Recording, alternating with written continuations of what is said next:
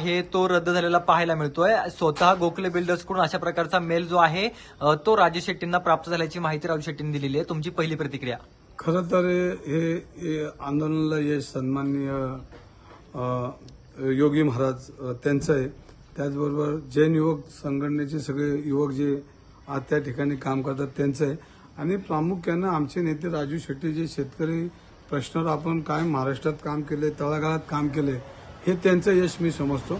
आणि पुणेकरांनी ह्या सगळ्या विषयावर जो पाठिंबा दिलाय, ह्या सगळ्या पुणेकरांचा पाठिंबा, ह्याच्या जेव्हा ही सुरुवात ह्या व्यवहाराला आता सुरुवात झाली रद्द होण्याची, तर हे सगळं यश त्यांचं आहे।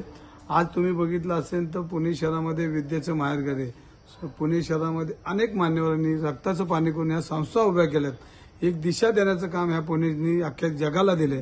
आणि त्याच पुण्यनगरीत पुणे शहरामध्ये विद्येच्या माहेरघरामध्ये काही लोक बिल्डरांना हाताशी धरून वेगळ्या पद्धतीने एखादी संस्था कशी मोडीत काढायची हे प्रयत्न करत असताना हे सगळ्या पुणेकरांचा आवाज आज सगळ्यांच्या ताकदीचा दिसला।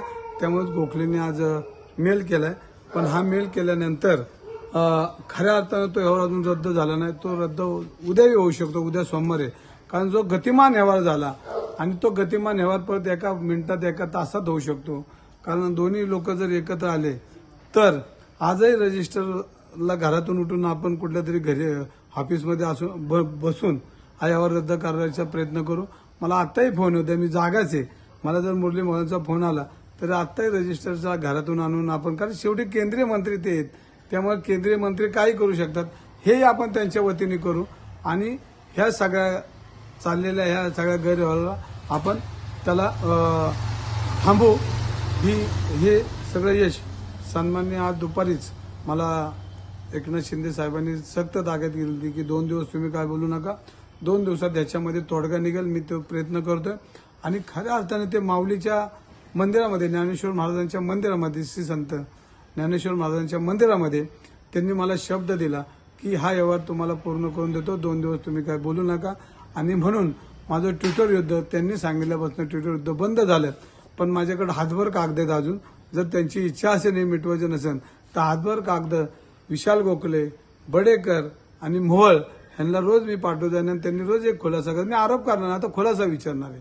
आणि ह्याच्यामध्ये मग जनतेमध्ये जे जे सामाजिक कार्यकर्ते, सगळे माहितीचे अधिकाराचे कार्यकर्ते, त्यांनी हे सगळे तपासावेत। आणि ह्याच्यामध्ये दोषी ह्याचा शासनाचा, या मंत्रिपदाचा किती विशाल गोखलेने फायदा घेतलाय आणि लाभ किती घेतलाय हे समाजाला कळेल। परंतु आता आमची लढाई संपलेली आहे। मला शिंदे साहेबांनी सक्त ताकीद दिली की आता तू काय बोलू नको, 2 दिवस मी बोलणार नाही। पण माझ्या अंगावर जी मुघलाची टीम, मुघल सगळे माझ्या अंगावर आले होते एक 10-15 दिवसात, वक्फ बोर्डची त्यांना जरा जागेची काळजी पडली तर त्या मुघलांना ह्या पुणेकरांनी थोपवलेलं आहे असं मला वाटतंय। आणि पुढील कामासाठी शिंदे साहेब जे आदेश देतील त्यांना मी आदेश पाळेन, पण त्यांना मनापासून धन्यवाद देईन। त्यांच्या वाणीतून जो शब्द निघाला तो खरंच आज खरा ठरतोय। म्हणून शिंदे साहेब तुम्हालाही मनापासून धन्यवाद देईन। आमचं जैन समाजाची युवक, मुलं, बाळं जी शिकणार आहेत ते तुम्हाला प्रचंड आशीर्वाद देतील। आणि तुम्ही मला दुपारीच बोललाय की देव, देश, धर्म यासाठी आपल्या पक्षाची निर्मिती, आपली निर्मिती, आणि ते वाक्य आज खरं ठरलं। म्हणून शिंदे साहेबांना बी मी आणि उद्धव सामंत साहेबांना बी मनापासून धन्यवाद देईन।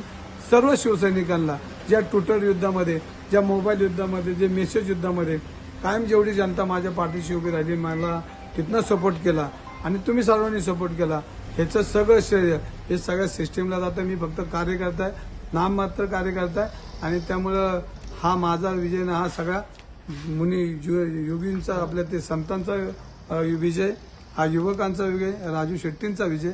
आणि ह्या सगळ्या चुकीच्या सिस्टीमने दिलेल्या त्रासाचा आम्ही लढलो, म्हणून हे सगळं यश हे सगळं त्यांचं आहे। तुम्ही उद्यापासून जे आंदोलन पुकारलं होतं त्या आंदोलनाची पुढची भूमिका काय असणार आहे? तुम्ही स्वतः उद्या तिथे जाऊन भेटणार आहात का? मी ठरवलं होतं की जोपर्यंत हे मुक्त होत नाही तोपर्यंत महावीरांचं दर्शन घ्यायला मी जाणार नाही।